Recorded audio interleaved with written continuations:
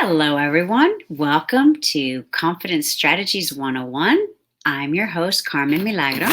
It's Tuesday night, and we try to do this show for you on a regular basis every Tuesday at 7 o'clock. So thank you for joining us. If you're having a glass of wine, this is a time where you can just sit back and relax.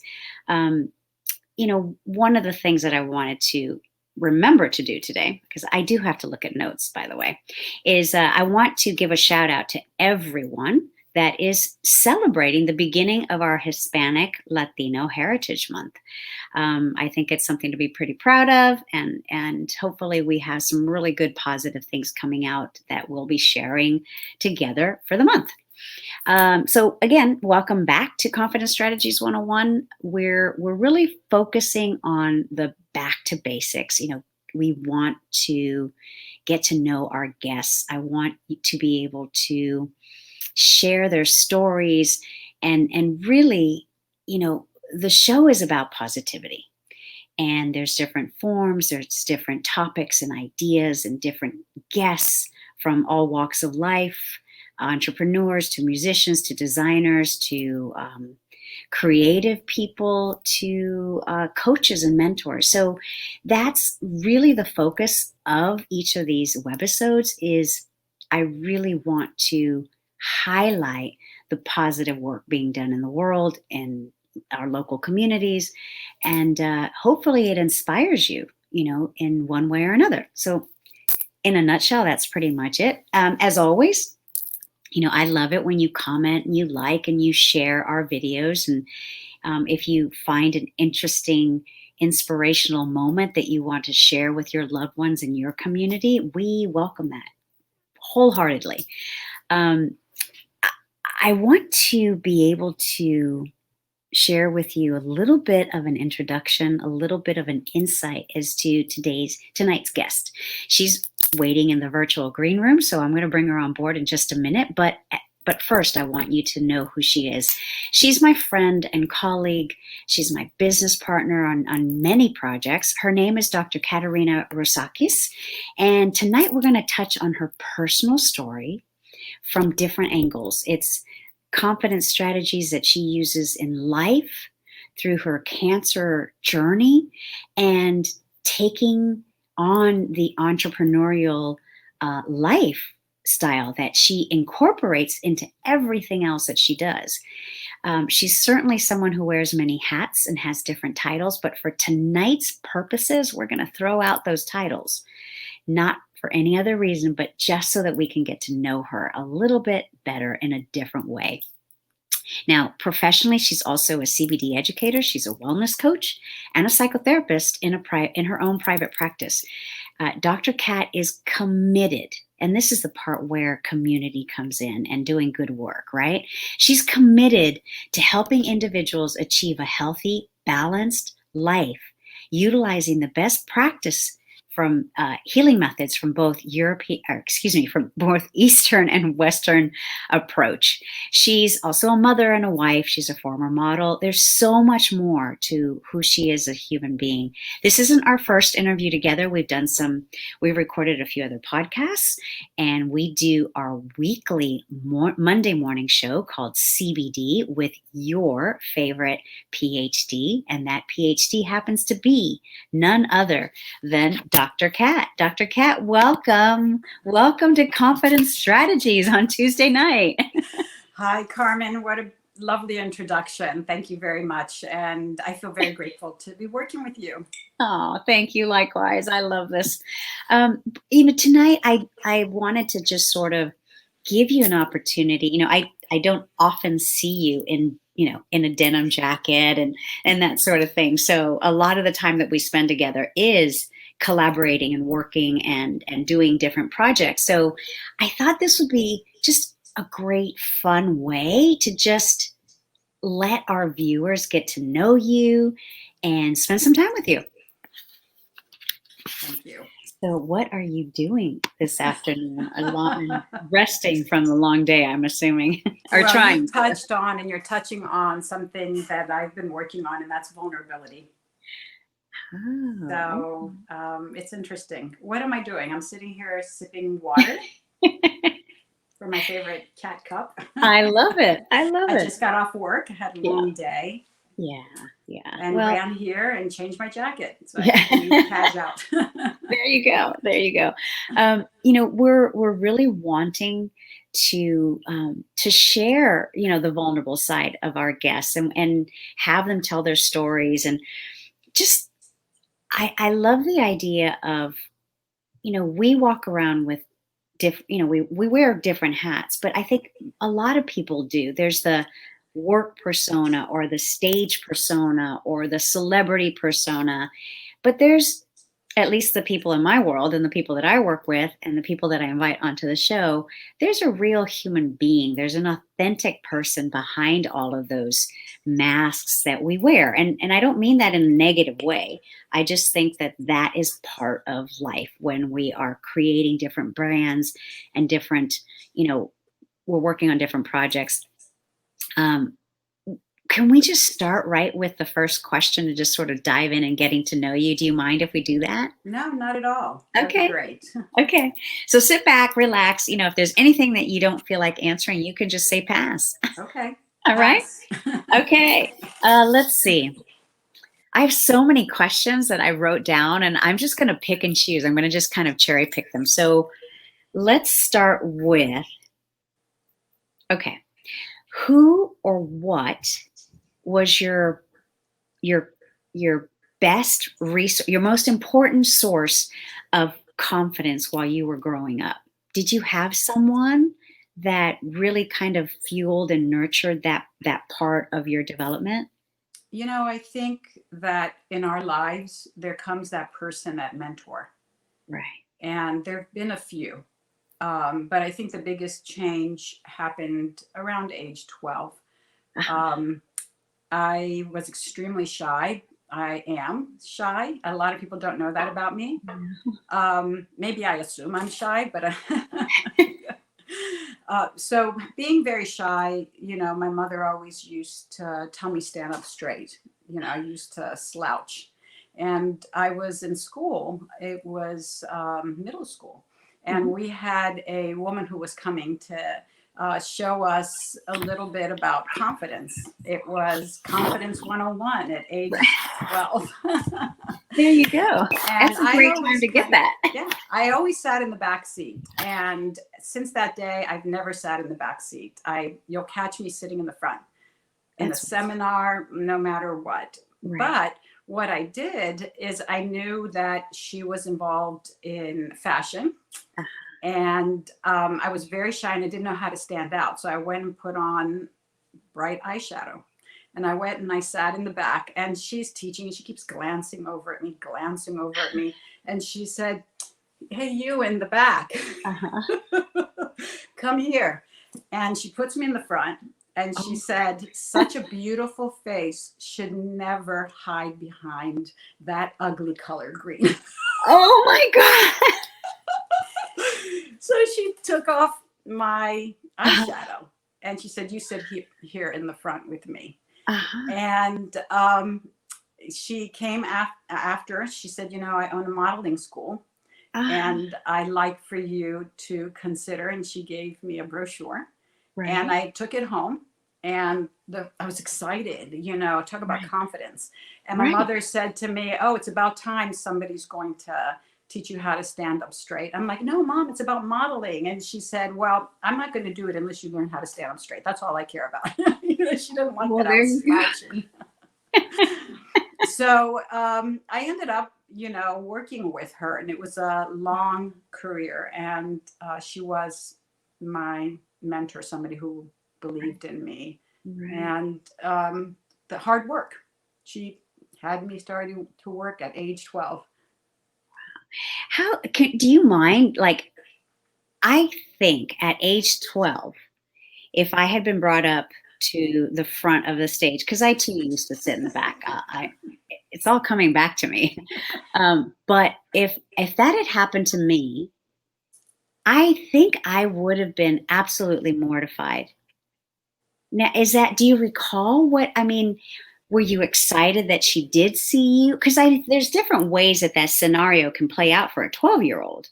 Well, You has know? anybody ever felt their heartbeat so much that it's coming out of their chest, their mouth, and their ears, and their knees wobble so much that they think they're going to trip and fall in front Ooh, of everybody? yes. Yeah. So Okay, so it that's the was, feeling. yeah. But she had the biggest smile and was Right, looking straight at me and opened her arms with so much love. It was like a magnet. right. And it was at the same time this feeling I'll never forget that I was seen. So it sounds like at that age, it was more important to be seen versus that uncomfortable, heart beating out of your Yeah, chest. when you're shy, you're always thinking about so many things that Right. are false. Right. Sure. You Because we know, don't know at 12. yes. And who doesn't want to be seen? Right. Right. So from there, we're going to jump a little bit, but if you could just briefly kind of walk us through, you you're discovered as a model and you become a psychotherapist. Like how did that happen? I was born a psychotherapist. Okay. I was born at age I love that. 5, Yeah. Uh-huh. saying, God created the world. And I'm like, but who created God? I mean, like, I couldn't like rest at night. And I remember I used to walk in the neighborhood and look inside people's, windows, was so curious about people's behaviors. And it was something that fascinated me. And my family, my brother particular, my father being a Spartan, health was very important, having a strong body and eating healthy. And my mother was a very healthy cook. And so I was raised around a very healthy mentality that the way you think and what you eat makes you, stronger and healthier. And it was about building a strong immune system to the point where my father used to open all the windows in the winter and create a draft. And my mother be running and closing all the windows. And she's saying, you're going to kill them. And then he would say, Sophia, trust me. And the next day it would snow and he'd take us out in our pajamas and he'd make us walk and lie down in the snow in our pajamas. And he says, this is going to create strong immune system, strong kids. So I forgot your question because I get caught up in stories and That's memories. okay. That's all right. Again, this is just kind of free flow. I've got some talking questions, but it's whatever comes up for us. No, the question was, so you're discovered as a model at 12, and whoops, I don't know what happened there. And you became a psychotherapist, and you said you were born a psychotherapist. So I think you did Oh, the answer the modeling question. question. How did that happen? Yeah. So, Just a I brief. didn't know at that time that I would be a psychotherapist. I did know that I wanted to be involved in behavioral health. And I don't know why or how I knew about Freud, but I visualized myself, behind a desk. And that's what I wanted to do. I wanted to be in the helping field. However, I got involved in the modeling field, and Right. it was the best thing that ever happened because I've learned what women feel like, what that facade is, and what the shell is, and what media does to us, how it can destroy us.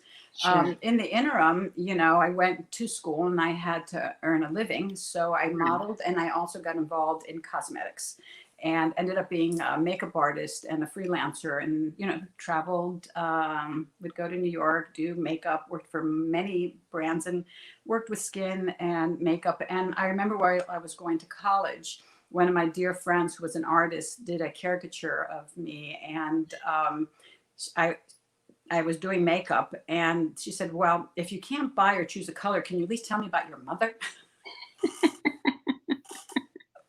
That's funny. Do you still have that? I do. Oh, that's I great. filed it away, and I've been looking for it, but I do Oh, have it. good. I'll Good. bring Oh, it out that's one exciting. day. And there's so many different things. Like many of us, we've done different things throughout our lives. Was there in the field that you landed in this world in helping people and the really the medical field, right? Um, did you encounter some challenges because you were a woman, because you were a model? Or was it mostly, like you said, that you really had all this benefit and insight to help other women, but were there some challenges? That's a good question, Carmen. I'm sure there were.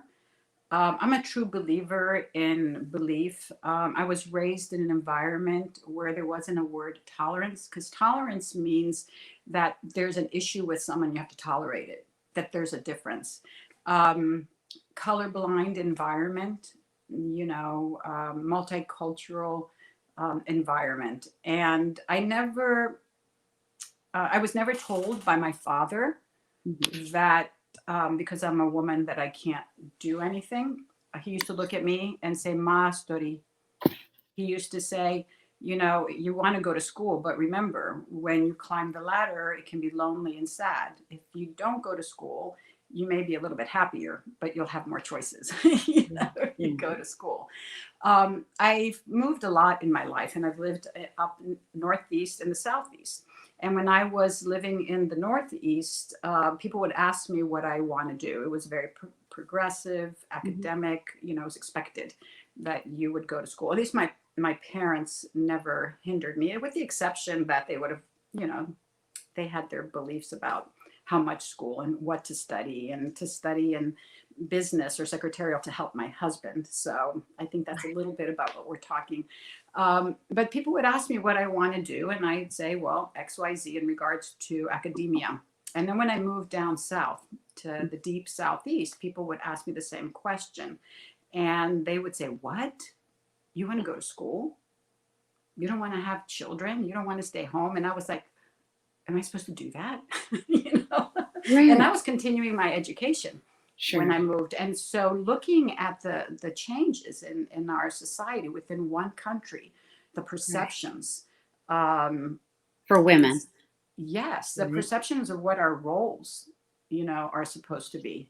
And you mentioned earlier that we wear different hats, and you use the word mask, but they're roles, and we do play different roles. I can't come in and play the role of the soccer mom while I'm interviewing for a corporate position, right? Right. Right. You have to wear those hats. Exactly. Exactly. So Oh, yes, I guess there were subtle, but I saw it in the modeling field, right. very, very much so. Of course. But that also, correct me if I'm wrong, but it seems like those situations and the way that you handle them and the way that your foundation was already sort of laid out for you allows you to have the confidence to not, perhaps not feel it as much as someone else. When you I have that felt that confidence. I felt a shift when I moved to the West, because Oh, there was a really? lot of discussion about diversity and separating people, and it was the first time that um, culturally, not so much as a woman, Right. that I recognized that I might be different. Oh, interesting. Yeah. Oh, okay. Would what would you say? I mean, just not as a therapist, not as a professional, this is what you do, but just from your own personal life, maybe something that you would say to your children, like what's your best advice for living a confident life? And that's a big question, so you can just hone in on anything that you like. So, in order to live a confident life, you have to be confident. And it's all about belief. We've been given many whispers, uh, many loud voices, either the television or, when we were young, a lot of people are bullied. And these voices play like tape recorders in our head. They are not our voices. Right. So what is your voice? Because I saw So, you go right back into Dr. Kat. What is like Katerina, what do you tell yourself or your children about living a confident life? Do you have a saying? Do you have something that you draw upon, kind of your go-to? I don't really stop and think about that. Uh-huh. I have had to work on my beliefs. So what I do tell, my children, is I've asked them, what are they thinking? And, restructuring your thoughts. And I work on it every day as, Katerina, Right. not as Dr. Kat. I teach the skills to my patients, Sure. but for myself, we have to do our own work. Mm. One of the important things of leadership and confidence is skills, and you have to constantly, Right. seek those skills and practice them. Right. And what makes you feel confident, in my opinion, at least for me, is to accomplish something. Right. So getting up every day and setting, an intention and making sure there's not too many of them so Sure. that I can, you know, finish I, something. I remember, for me, there's just the mantra that I grew up with that, my mom was always very, she had, and I don't know if it's a cultural thing exactly, but she always had this way of phrasing things. And one thing that I remember growing up with that has, you know, followed me everywhere is she would say, "You are no less than anyone, and you're no better than anyone. It's great. That's who you are." So that was sort of my go-to. I've told my nephews and my niece, the children that I've worked with, that's kind of the the premise for, how I live my life. Oh, I love that. And I guess it helps me answer the question a little bit better. No, no, it's fine. Yeah, but Katerina, her core, and one of the things, again, Dr. Kat, that I teach is people to find their creative spirit and who they are. And mine is, if I was going to give myself a nickname, it would be Happy. Oh, nice. Yeah, and so I think just lifting all those layers and recognizing that deep down inside, there is joy. Right, right. That's wonderful. We mentioned how you've got so many different titles and you do a variety of things. And I think, in my experience, anyway, there's not too many people that also are in your field and are also entrepreneurs. You mentioned earlier that you were born a psychotherapist. Were you also born an entrepreneur? I must have been. I must have been.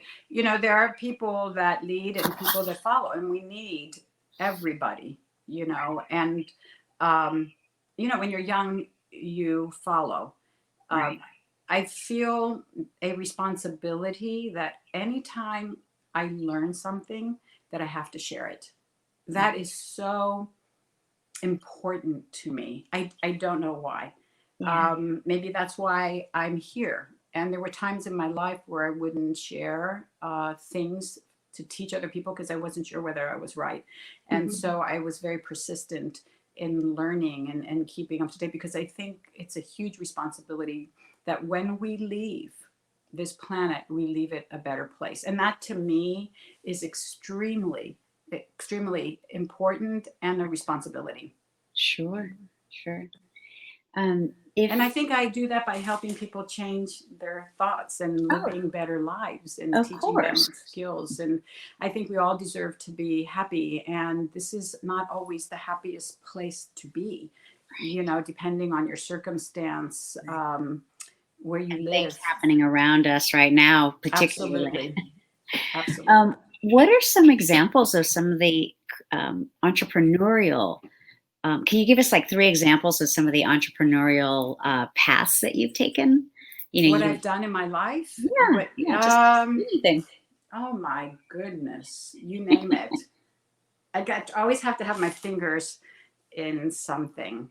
Um, I think I've always been trying to, again, improve things. So there's an inventor Right, inside me. right, And over 21 years ago, um, I, I invented the swaddle blanket because I had a situation with my daughter who had to be hospitalized, and I was told that she has to be swaddled and put on her back to sleep. And, she was born early, and, she was crying. The receiving blanket, was too big for her. She was tiny.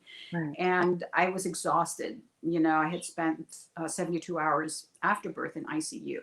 Oh my And as I was trying to swaddle her, and everybody hears this, and it's so true when you hear it from somebody, there has got to be a better way. Mm-hmm. And, because this isn't working. Right. And again, that sharing component of my personality.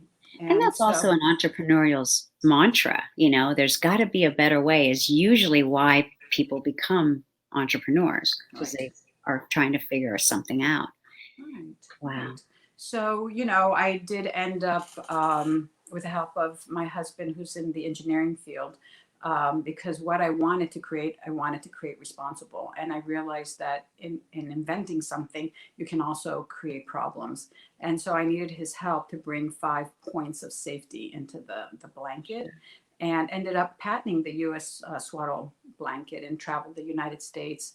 When we initially were putting it on the internet, it would autocorrect us to saddle blanket. Now it's such a common Right. word. And Right. that was a nice long path to do something and to give and to teach. I think most of my life, my entrepreneurship has been to learn and to teach, and to establish something greater, for myself, for society, and my family. Sure. And other things. Let's see, help develop, own, and operate 5 restaurants. I've been the director and developer of many inpatient, psychiatric, and outpatient hospital units across the United States. What else? I have my present business. Oh my goodness! It's a lot.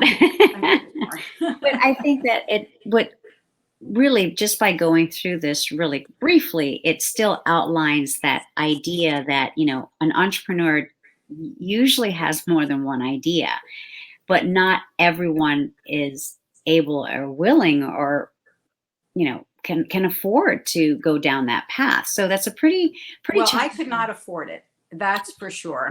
And I have fallen and lost.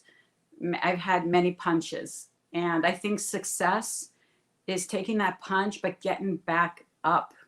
That is so important. Not giving up, perseverance, persistence.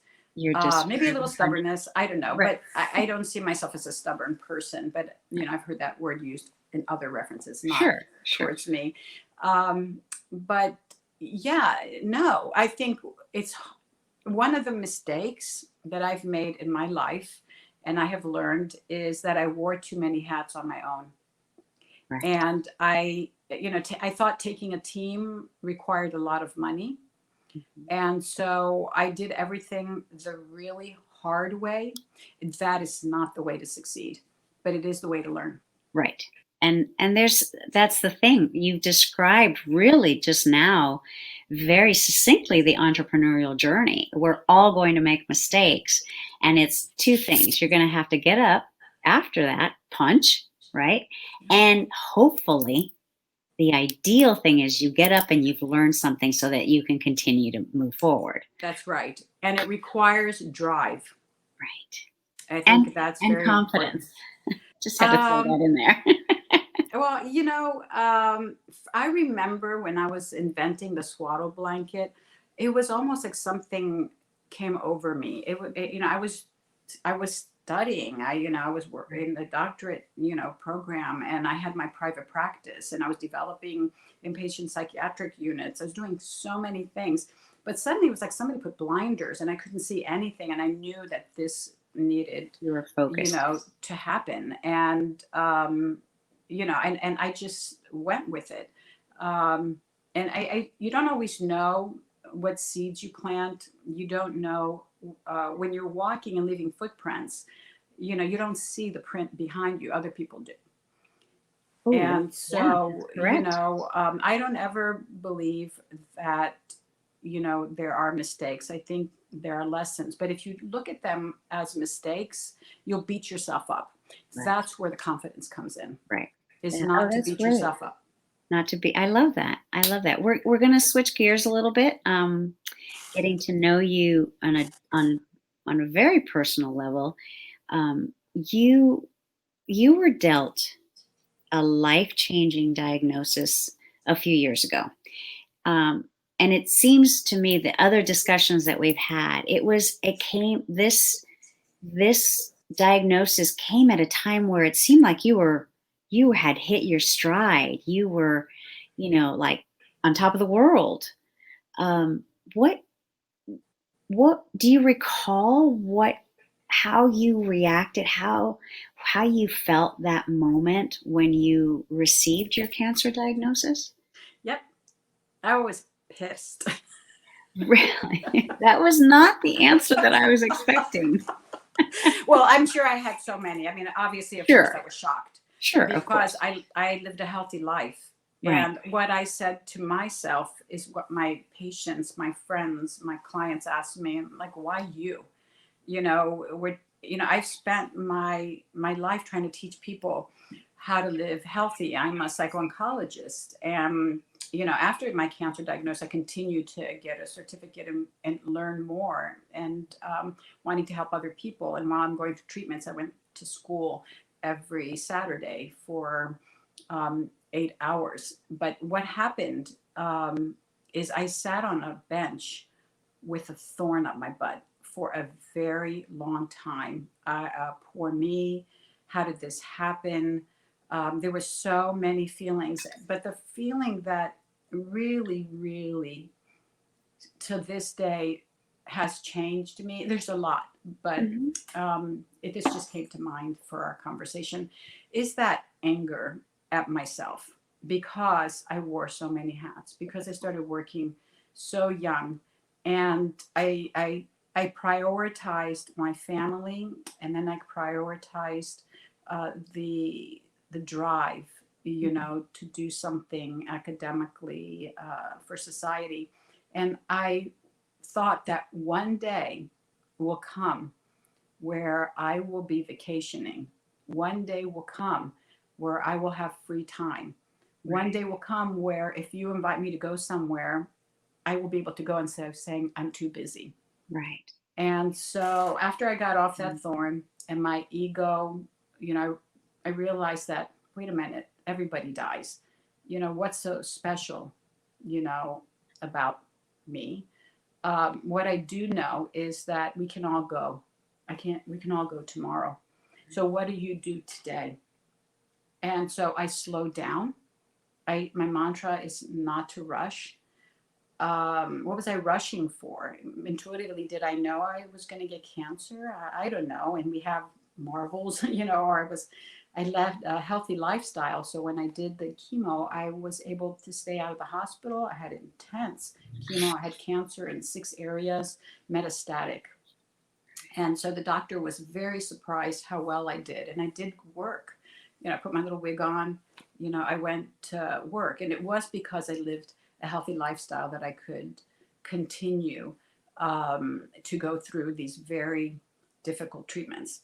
And I said to myself, anybody who asks me to travel, if it's someplace I want to go, I'm not going to say no. If I can't afford it, I am going to find a way. I'm going to trust that there's going to be a way. Right. And I found out that what I started to say earlier about the mistake about wearing many hats, Mhm. doing things on your own, was that teamwork, working with people, not saying no, prioritizing yourself, the gratitude. I've always been a grateful person. I think it's a whole different episode, but my childhood taught me because my parents are immigrants and they were in the war, and so everything, every morsel, is very important in giving gratitude for everything. But the gratitude became tenfold, Right. and there isn't really a moment where I won't take an opportunity, prioritize myself, slow down, and try not to say no Right. to having fun. Don't wait. Don't wait. I love that. I really, really do. I think sometimes, and I see that a lot just in women's approach to, what sometimes is somebody else's definition of success. I know I have my own, and it's very different from other women, but it's very different from even when I was 20. My definition of success for me now is having the ability to take on the projects that I really want to do. And I didn't have that before, but I also wasn't seeking that before. So it's a very different, what I'm calling, in some of the work that I'm doing with other, mentoring, mentees and coaching is I'm sort of developing this concept of just how do you mind up to align your mindset with your true desire. And it's been a very interesting process. I'm really enjoying, like, sussing all this out and sharing it.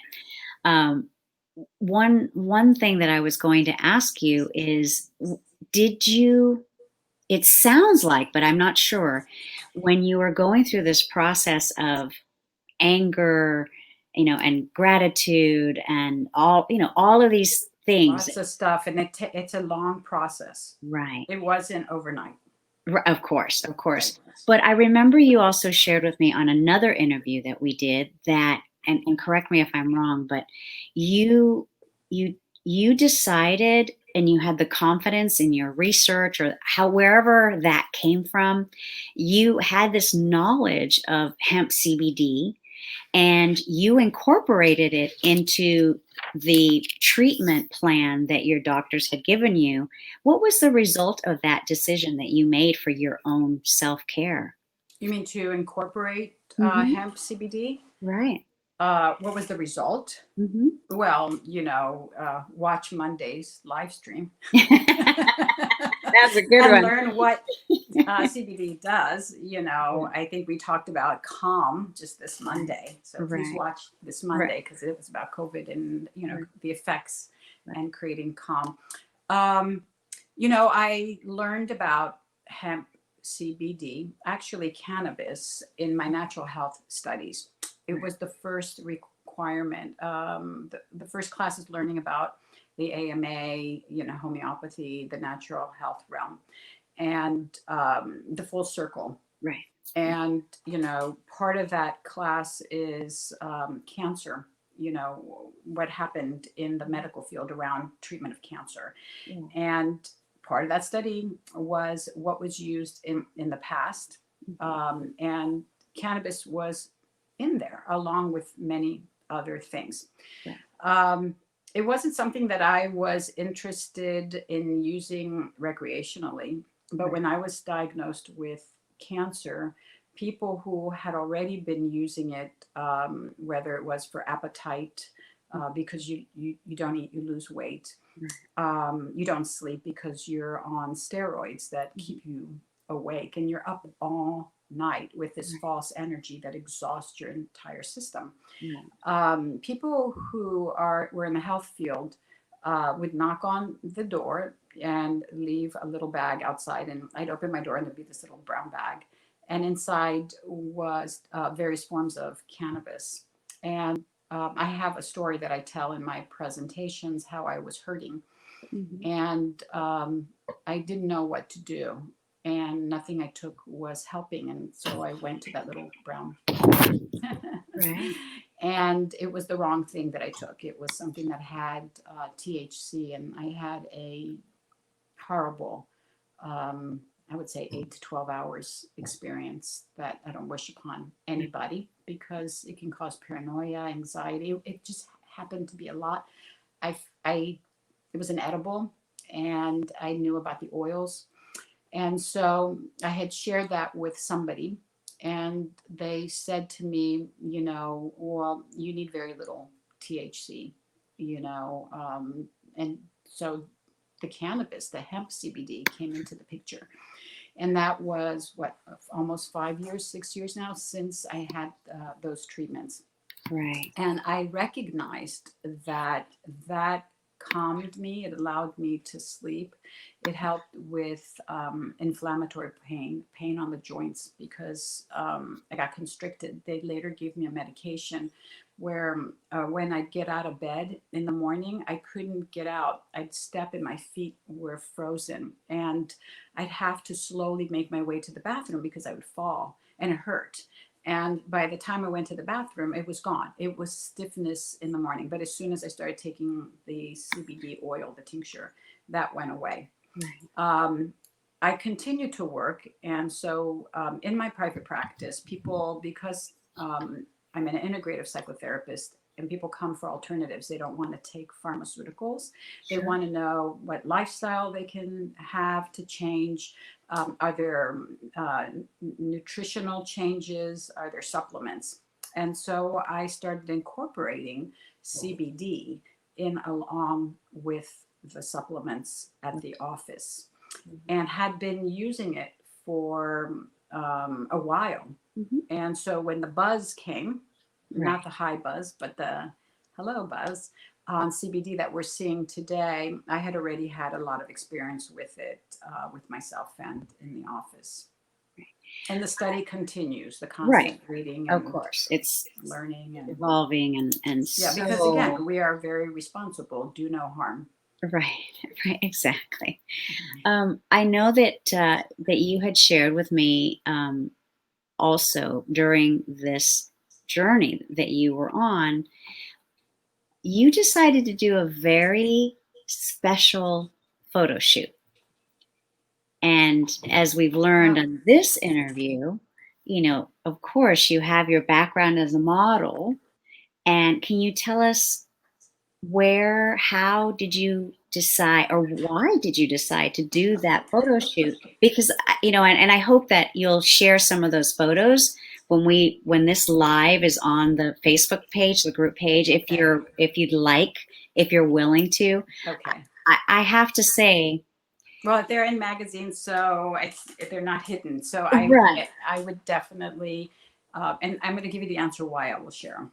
Yeah, and I just have to say, they're probably some of the most beautiful photos of anyone that I've ever seen, because I didn't know you very well when we first started out.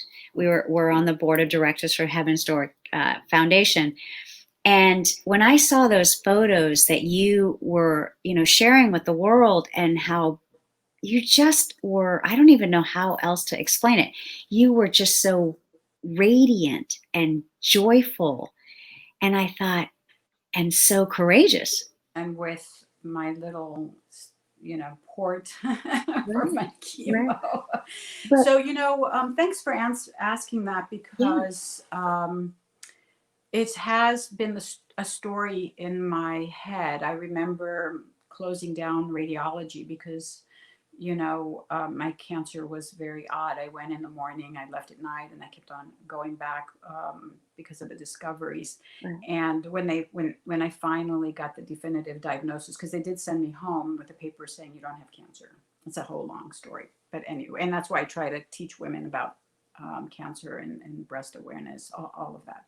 Mhm. I was sitting in that room, and it was cold. Radiology's cold, and they give you these blankets, and you're all waiting in your Right. room to get, your answer. And I got mine, Mhm. and I sat there and I said, the doctor has become the patient. The patient has now become full circle. You are now the writer. And in my mind, that's me being responsible. I felt I had two perspectives, Mhm. not just what my patient felt, but now, I was the patient. And I felt a sense of purpose, Mhm. that the universe or God or whatever you believe in has given this to me. Whether I survive or not, I need to make good. I need to do something. And that drove me. And I didn't want I teach women to be fearless. A lot of people are like, oh, you have to have fear. Yeah, it's natural. It propels you. It saves your life. But Right. irrational fears. I wanted women not to sit home scared, but to go get that second opinion. Mm-hmm. And so what I did, for myself around that is I wanted to be a mentor. I wanted to show women that you can don't sit on that, bench with the thorn. Mm-hmm. You can do something and you can survive. Keep a positive attitude. And I wanted to share my journey that even bald, you can be beautiful. This is where you get everything stripped from you. Your every hair leaves from your body. Your eyelashes, your eyebrows. Those were painted eyebrows on my bald head. So, Right. and I fake eyelashes. And so, I when it was time to go to have my double, mastectomy, and I was having surgery, I told the doctor, you better do a good job because I'm going to flash everybody. I'm going to show women every phase. I didn't, because I am shy. Right. Full circle. But, Right. I wanted, to provide a positive journey in a very negative, scary environment, because cancer is not how it used to be. We do have treatments, and we do know that if you procrastinate, it's a problem. But if you take action preventatively, you gain now knowledge, you gain support from other people, and you get second and third opinions, and you take action, you have a higher rate of survival. And I wanted every woman to know that. And I didn't want anybody to die because they didn't take action. Right. And yes, some people do die, but not everybody has to. There's a lot of fear around cancer. I lost my Of course. grandmother. I had an aunt with cancer. Right. And in Greece, you can't even say the word cancer. That's, yeah. You That's know, the very C word, similar. you get in Right. trouble. It's very similar. I'm glad you brought that up too, because that's been my experience in my community, in the Latina community. It's the word itself is so powerful that it just shuts down communication. Right. And I really struggled with that, not for myself, but during my mom's cancer journey. I do wish that I had had the knowledge that I have now about CBD. I think that that would have possibly given me another opportunity to share that information with her. What she would have done with it, I don't know. But I, right now, that's where I feel like I can help, is by providing, working with you and writing articles and just sort of getting that information out. I think Carmen, what, that experience is what driving you. Because if it was available and you did it, what would you be teaching? It's driving you. We have to take our experiences and look at them as something that propelled you to make a difference. thank you. And it's dynamic. I had not thought of it that way. Thank you. I appreciate that. But what I wanted to also share, and perhaps I heard wrong, but I thought at one point, either in an interview or something I read or something that you said, um, I believe, I think you said or told me that you've gone through your treatment, your journey, and that you are not only cancer free, but you're also not on the traditional, typical post treatment medications. Is that right? So, December of 2019, I had surgery, which was considered my last treatment. It required grafting, and it was exploratory, and everything happened so fast, that it wasn't done. medications, everything. And yes, thank goodness I was given a diagnosis of a patient with a history of cancer. So, yay. And I got that diagnosis, I think in January of this wonderful 2020. Right. At least you started it out with that news. It was a 6 years long, but I'll tell you that once diagnosed, every little thing, your mind goes there, and it requires a lot of self-talk and awareness, those little voices in your head that you're okay. And, but you don't take anything for granted. No, we don't.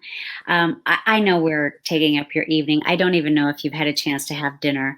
But I thought something a little different. I haven't really done this with anyone else. I have 5 questions that I'm calling the quick round. Oh.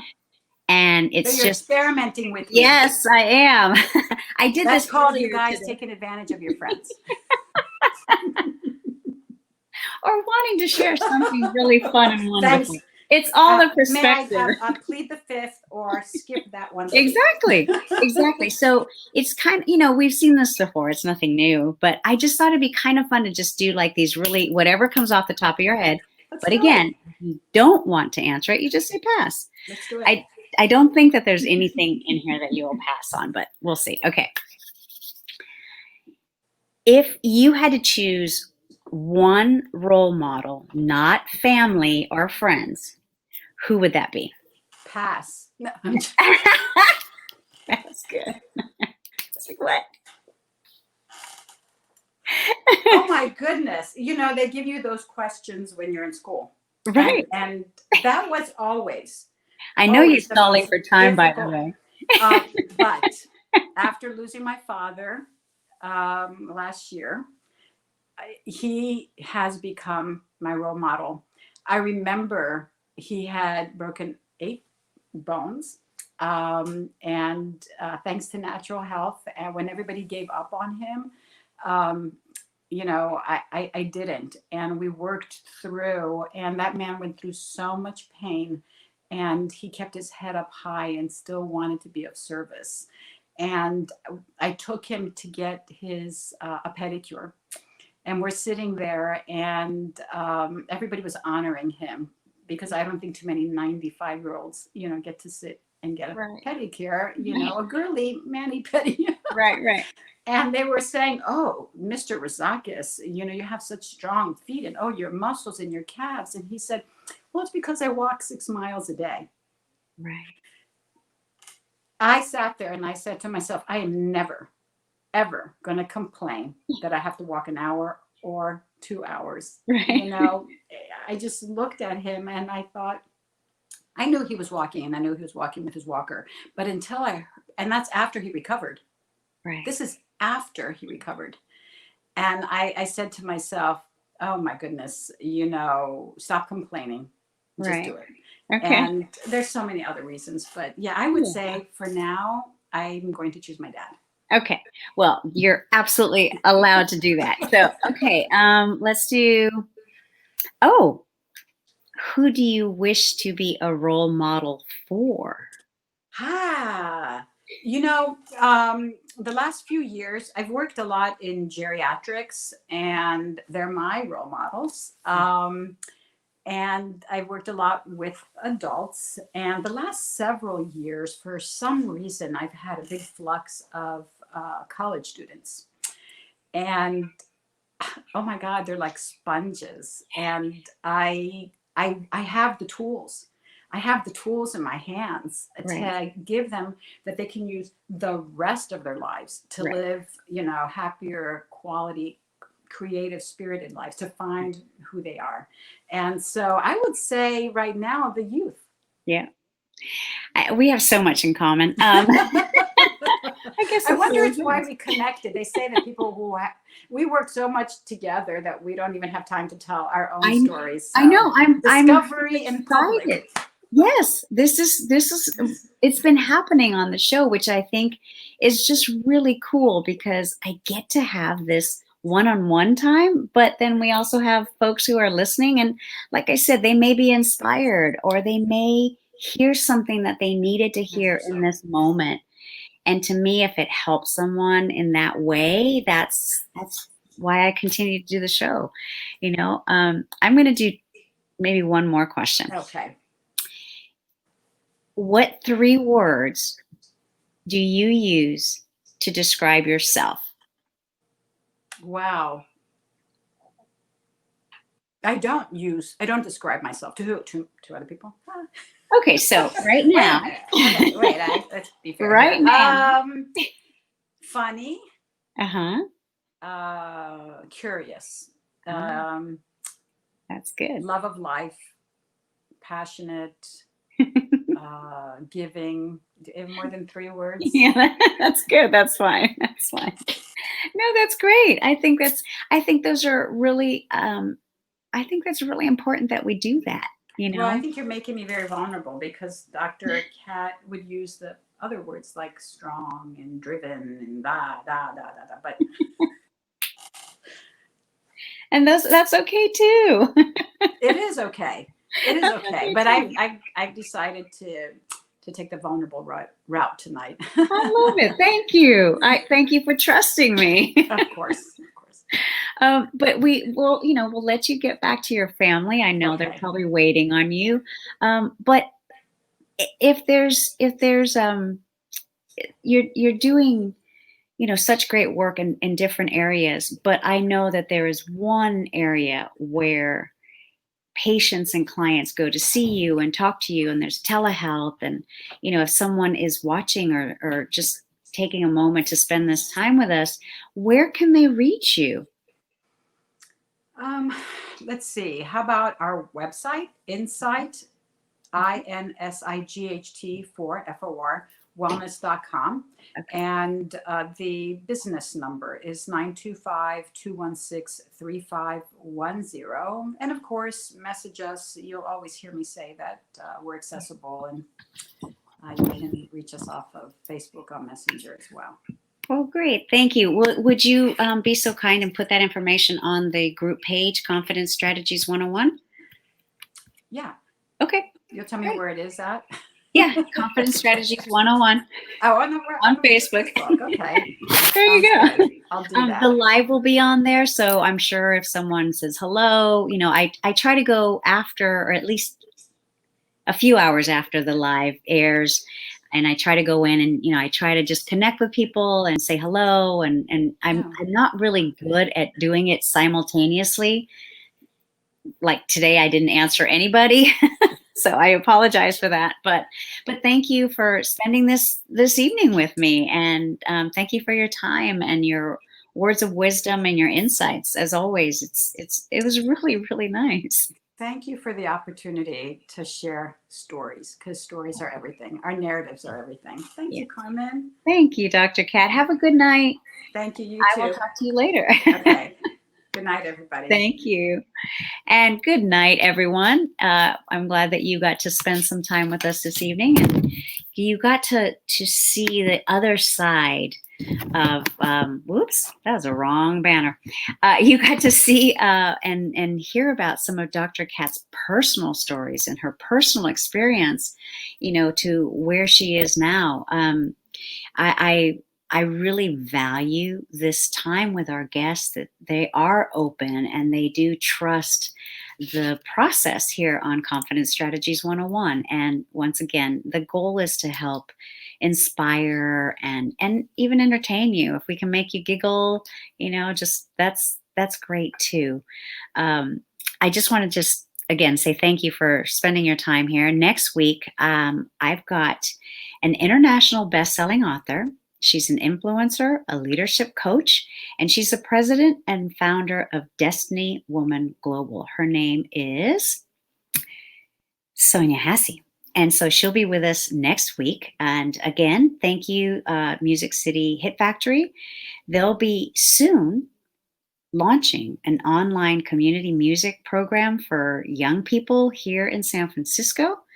And I'm really excited to be a part of that project, not just because they're sponsoring my lives, but because I get to have a little bit of a voice in the process as well. So thank you again. Thank you for just spending this hour. We are right on the hour. We're going to cut it off there.